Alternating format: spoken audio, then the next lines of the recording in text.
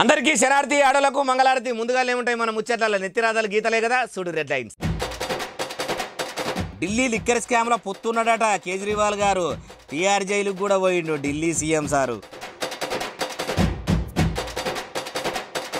జాబులు అడిగితే బీజేపీలు చెప్తుండ్రట రాముల వారి పేరు. అస్సలే బాగలేదట భారతీయ జనతా పార్టీ వాళ్ళ తీరు. కార్పాటితోని కాంగ్రెస్ కు అపాయం లేదట లెక్కకు. మానవ బాంబులు ఉన్నాయట రేవంత్ రెడ్డి పక్కకు. కడియంకు వరంగల్ ఎంపీ స్థానం మీదుందట పట్టు. కావ్య మేడంకు కాంగ్రెస్ ఇచ్చింది ఎంపీ టిక్కెట్టు.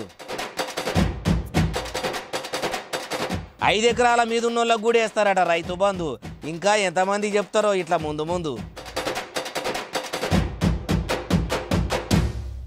లిక్కర్ స్కామ్ కేసులో అరెస్ట్ అయిన ఢిల్లీ ముఖ్యమంత్రి అరవింద్ కేజ్రీవాల్ సార్కు న్యాయస్థానం 17 దినాలు జ్యుడిషియల్ కస్టడీ విధించిందట. ఇక సర్కారు వారి లాంఛనాలతోని పోలీసులు సీఎం సార్ను తిహార్ జైలుకు సాగదోలిరట.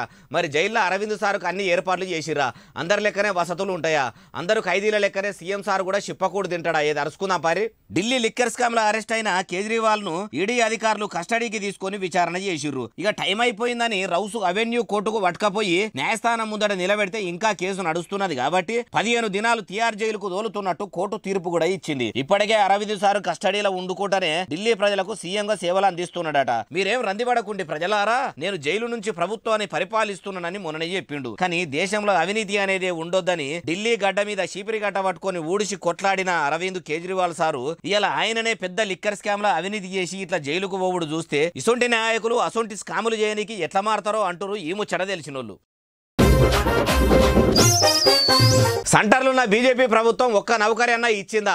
అయ్యా నౌకర్లు అయ్యిందంటే రాముల వారి పేరు చెప్తారు. అయ్యా ఉపాధి చూపెట్టురంటే హనుమంతుల వారి పేరు చెప్తారు. అయ్యా రాష్ట్రానికి నిధులు ఇయ్యిండ్రంటే అక్షింతలు పంపిస్తారు తప్పితే అభివృద్ధి అయితే చేసింది లేదు. అగో ఎవరన్నారే ఇవన్నీ బాలన్నా ఈ ముచ్చట్లు అంటారా?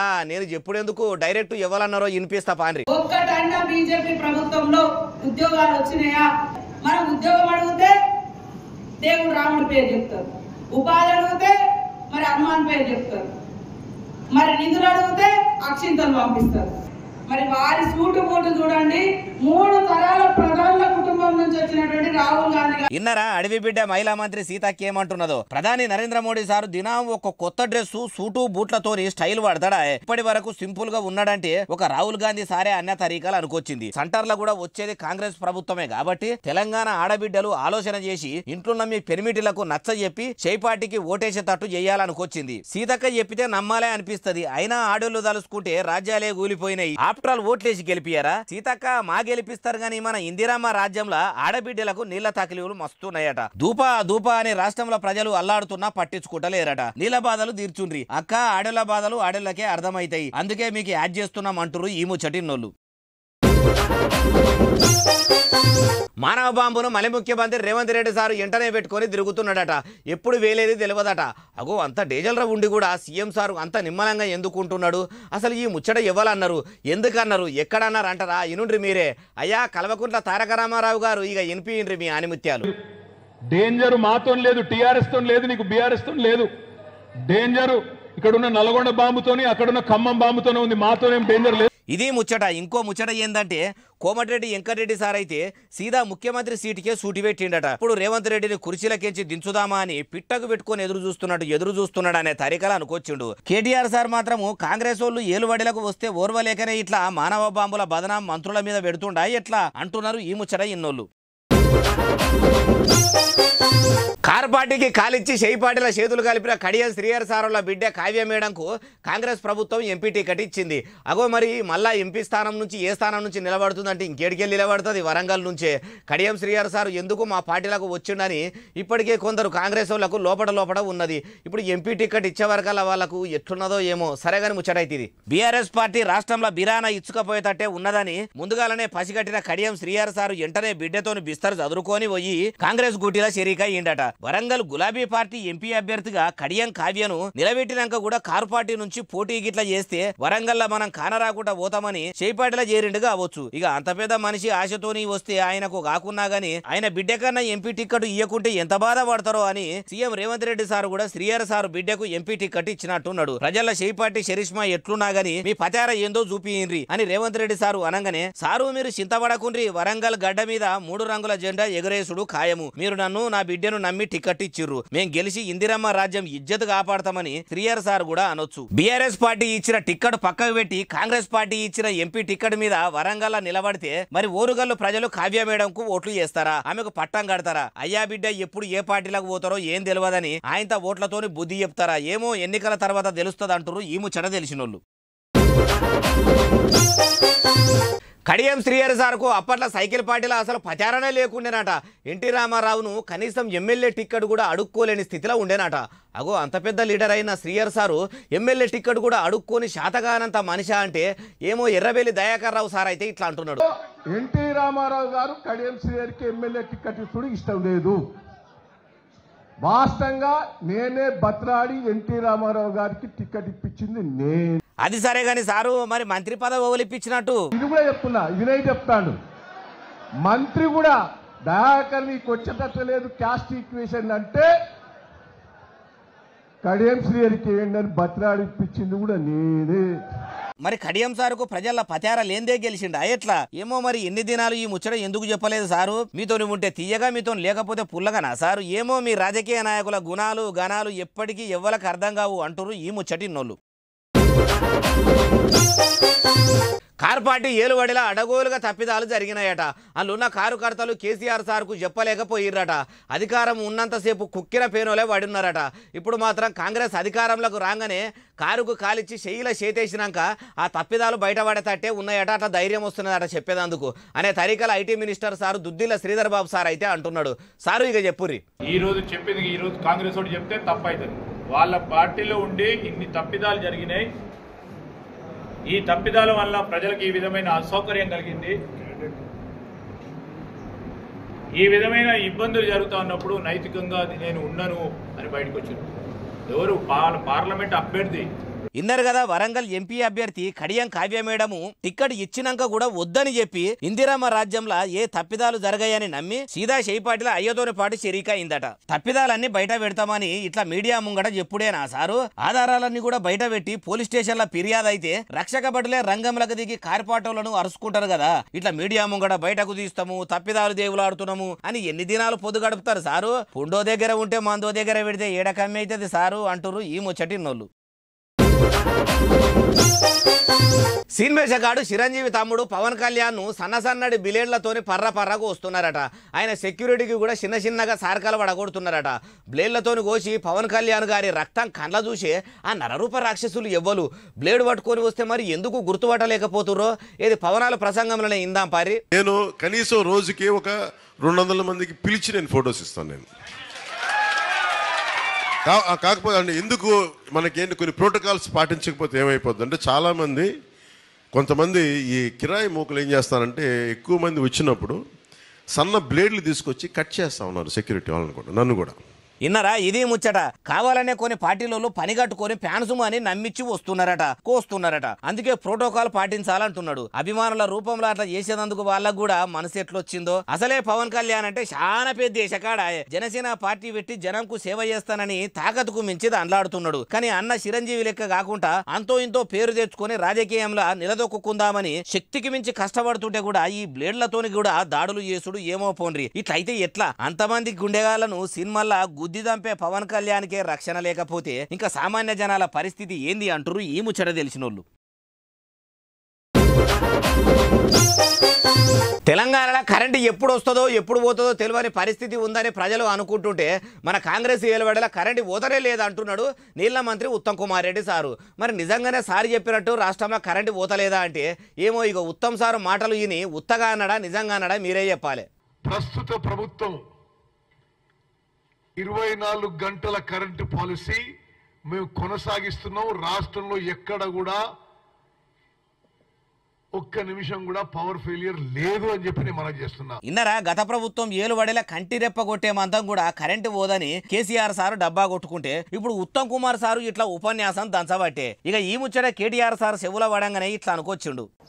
కరెంటు పోవడం లేదు రాష్ట్రంలో, ఒక్క నిమిషం అని కూడా మాట్లాడినారు.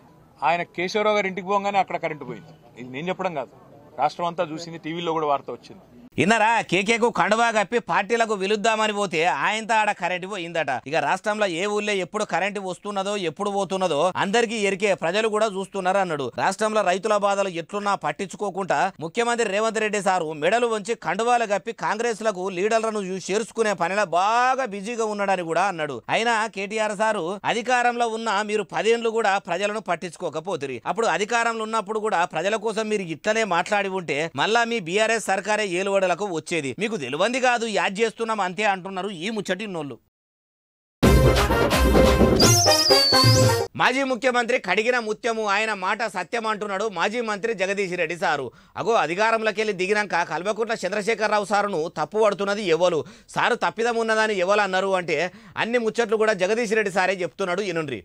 తెలంగాణ వద్దనుకున్న వాళ్ళు, తెలంగాణను రానియకుండా కుట్ర చేసిన వాళ్ళు, ఇందులో మీడియాలో ఉన్న మిత్రులు కూడా చాలామంది, వాళ్ళకి ఇప్పుడు కోతికి కొబ్బరి చిప్ప దొరికినట్టయింది. ఇక కేసీఆర్ మీద వీలైనంత కక్ష తీర్చుకుందాం రాసి చెప్పి అని ఉన్నాయి లేని ఆడు మాట్లాడినవి కూడా రాసి సంతోషపడుతున్నారు. అప్పట్లోనేమో ప్రజల కోసం అని పథకాలు పెట్టిరు. అవి ఎక్కువ మట్టుకు కార్పొరేటర్లకే అందినాయి తప్పితే సామాన్య జనాలకు అందింది తక్కువనే అని గడిచిన 10 ఏళ్ల బీఆర్ఎస్ పాలన గురించి బీజేపీ వాళ్ళు కాంగ్రెస్ వాళ్ళతోని పాటు కొన్ని మీడియా ఛానళ్లు కూడా పనిగట్టుకొని కేసీఆర్ సార్ను బదనాం చేస్తున్నాయట. అయినా జగదీష్ రెడ్డి గారు జనాలకు నిజంగానే మాజీ ముఖ్యమంత్రి సారు మంచి చేస్తే కూడా మొన్నటి అసెంబ్లీ ఎన్నికల్లో మీ ఎమ్మెల్యే అభ్యర్థులు కొంతమంది ఎందుకు గెలవలేదు, మీ ప్రభుత్వం ఏలుబడులకు ఎందుకు రాలేదంటారు ఈ ముచ్చట తెలిసినోళ్ళు. యాసంగి ఒడ్ల కేంద్రాలు మళ్ళీ సర్కారే ఏర్పాటు చేస్తుందట. ఇది పాత సర్కారు పెట్టిననే ఐకేపీ సెంటర్లు పెడుతుందా, లేకుంటే ఊరికి 2 పెట్టి జల్దీ ఒడ్లను సర్కారు కొంటదా? ఎన్నికల ముంగట షేయ్ పార్టీ చెప్పినట్టు ఒడ్లకు 500 బోనస్ ఇస్తున్నదా? అది కూడా ఎప్పుడు ఇస్తుంది ఏం కథ అన్ని ముచ్చట్లు అరుచుకోవాలి కదా. రైతులకు చిన్న తకిలీవు లేకుండా వడ్ల కొనుగోలు కేంద్రాల కాడ సకల సౌలతులు చేసినామని సీఎస్ శాంతకుమారి మేడము చెప్పుకొచ్చింది. వరిచేన్లల్లో ఇప్పటికే కొన్ని జాగాల్లో కోతలు మొదలు పెట్టిర్రు, ఒడ్లు కేంద్రాలకు తెస్తున్నారు కాబట్టి అధికారులు అన్ని ఏర్పాట్లు దగ్గరుండి చూసుకోవాలని చెప్పిందట. ఇందిరమ్మ రాజ్యంలో అన్నదాతలకు ఇబ్బంది అనేదే ఉండొద్దు, నీళ్ల సౌలతులు, బార్దాన్లు, ఎండబోసేదందుకు కవర్లు, పొల్లు పట్టేదందుకు మిషన్లు అన్ని సిద్ధంగా పెట్టాలన్నదట. ఇక రాష్ట్రంలో మొత్తం మీద 7,149 సెంటర్లను ఏర్పాటు చేస్తుర్రట. ఇప్పటికే ఆడాడ కొన్ని కేంద్రాలు కొనుడు సురువు చేసి తతిమ సెంటర్లన్నీ కూడా 2-3 దినాలనే అందుబాటులోకి వస్తాయట. ఊరికి 500 బోనస్ ఈ తేప ఇచ్చేటట్టు లేనట్టే కనిపిస్తున్నది. ఇప్పటికైతే బోనస్ ముచ్చటని ఎత్తుతలేరు అంటారు ఈ ముచ్చట తెలిసినోళ్ళు. రైతు బంధు పథకం మీద మంత్రి తుమ్మల నాగేశ్వరరావు సారు మళ్ళీ ముచ్చట చెప్పిండు. అగో ఇప్పుడు మళ్ళీ ఏం చెప్పిండే, 5 ఎకరాల మీద ఉన్నోళ్లకు రైతు బంధు పైసలు వడయాటనా లేకుంటే మళ్ళీ సర్కారు చెయ్యదటనా? చెయ్యి సర్కారు చెప్పుడే ఉన్నది తప్పితే డబ్బులు ఖాతాల వేసుడు అయితే లేదు అంటారా?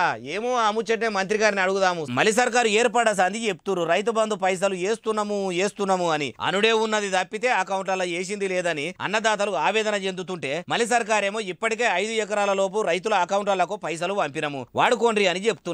ఇప్పుడు తుమ్మల సారు 5 ఎకరాల మీదున్నోళ్లకు కూడా ఈ నెల ఆఖరి వరకు పైసలు చేస్తామని చెప్పుకొచ్చుండు. అగో మొన్నటిదాకా అసలైన అన్నదాతలకే పైసలు పడేటట్టు చూస్తాము, 5 ఎకరాల వరకు ఉన్న రైతులను కూడా ఆదుకుంటాం, ఎక్కువ భూమి ఉన్నోళ్లకు రైతు బంధు ఎందుకు అన్న తరీకలా చెప్పిండ్రు. ఇప్పుడేందే మళ్ళా 5 ఎకరాల పైనున్నోళ్లకు కూడా వేస్తామంటున్నారంటే ఏమో గాని తుమ్మల సార్ అయితే అట్లా అనుకొచ్చిండు. ఇక అట్లనే రైతు రుణమాఫీ ఒకపారే ఏనికి తాకతుకు మించి దండలాడుతున్నామని ఆర్బీఐ బ్యాంకు ఇంకా తతిమా బ్యాంకుల ఆఫీసర్లతో కూడా మీటింగ్ పెట్టి అరుచుకుంటున్నాము. రైతు రుణమాఫీ కూడా చాలా దినాలు ఏం పట్టది, జల్దీనే రుణమాఫీ కూడా చేస్తామన్నాడు. అయ్యా మంత్రి తుమ్మల సారు, మీ చెయ్యి సర్కారు ఏలుబడులకు వచ్చినప్పటి సంధి ఇదే ముచ్చటను పాడిందే పాట పాసువాన్ల ఏందో అంటారు చూడు, అట్లున్నది తప్పితే మీరు అటు రుణమాఫీ ఇటు రైతు బంధు చేసేసరికి ఇంకో 3 నెలలు పడతదా అని అనుకుంటారు ఈ ముచ్చట తెలిసినోళ్ళు. కాంగ్రెస్ ప్రభుత్వం ఏర్పడి 3 నెలలన్నా కాకపాయే కారు సామ్రాజ్యాన్ని కనబడకుండా చేస్తున్నారని మాజీ సీఎం కేసీఆర్ సార్ పొలం బాట పట్టిండట. అగో నీళ్లు లేక చేన్లు ఎండిపోతున్నాయి, రాళ్లవాన పడ్డ సర్కారు అన్నదాతలను ఆదుకుంటలేదని చెప్పి కేసీఆర్ సారు అన్నదాతల దగ్గరికి పోవట్టే. నువ్వేందే అట్లా అంటున్నావు అంటారా అంటే ముచ్చట మీరు వినాలి, మీకు అర్థమవుతుంది. కేసీఆర్ గారికి పొలం బాట పట్టాలని విపక్షంలోకి వచ్చినాక కానీ అర్థం కాలేదు. ఇది రాజకీయాల కోసమే పొలం బాట తప్పితే జనం బాట మరిచిన కేసీఆర్ గారికి ఇంకా ప్రజల ఎజెండా ఏందో తెలియని పరిస్థితిలో ఉన్నాడు. ప్రజలకు ఏం కావాలి, జనం ఏం కోరుకుంటారో అధికారంలో ఉన్నప్పుడు కేసీఆర్ సార్ పట్టించుకోలేదు. అందుకే పోయిన ఎన్నికల్లో ఓటర్లు బీఆర్ఎస్ పార్టీకి గట్టిగంటే చాలా గట్టిగానే బుద్ధి చెప్పిర్రు. ఇక మలి సర్కారు వచ్చిన కాడ నుంచి కేసీఆర్ సారు పార్టీని బల్మీటికి గుంజుకొస్తున్నాడు. మొన్నటి సంది గులాబీ పార్టీల నుంచి షై పార్టీలకు షరీకలు ఎక్కువై కారు పార్టీ కనబడకుండా పోయే కాడికి వచ్చిందని చెప్పి ఇట్లా అన్నదాతల కాడికి పోయే కార్యం పెట్టుకున్నాడట. అధికారంలో ఉన్నప్పుడు వాళ్ళను కూడా కానలేదు, కానీ ప్రతిపక్షంలోకి వచ్చినాక పానమోలే అయ్యిండ్రా సారు అన్న తరీకల దయాకర్ సారు అనుకొచ్చుడు. కానీ నిజమే ఏ మాటకి ఆ మాట చెప్పుకోవాలి. 10 ఏళ్ల పాలనలో రైతుల దగ్గరకు ఒక్కనాడు కూడా రాలేదు, ఫామ్ హౌజులు ఇడిచిపెట్టలేదు, వాళ్ళ రందులేందో అరుచుకోలేదు. కానీ సర్కార్లో లేమని చెప్పి ఇప్పుడు వచ్చి తీయగా మాట్లాడితే అన్నదాతలు మునుపటి లెక్క అమాయకులేం కాదు. ఎప్పుడు ఎవలను అధికారంలోకి తీసుకురావాలి, ఇప్పుడు ఎవలను గద్దె దించాలనో రాజకీయం తెలిసిన వాళ్ళ కంటే వాళ్ళకే బాగా ఎరక అంటుర్రు ఈ ముచ్చట తెలిసిన వాళ్ళు. ఇగో ఇవి ఎలా తెచ్చిన ముచ్చట ఎట్లున్నా అసలు నేనే మళ్ళీ తెస్తానే ఉంటా. ఎస్ఎస్సీ డిజిటల్ బాగా సబ్స్క్రైబ్ చేస్తారు, బాగా కమెంట్ చేస్తారు, బాగా లైకులు చేస్తారు, ఇట్లనే ఆదరించారు. ఇంకెన్ని ముచ్చట చినిపిస్తానే ఉంటా. మరి సెలవు, శనార్థి, దండం ఇంకేమైనా ఉంటే అన్ని.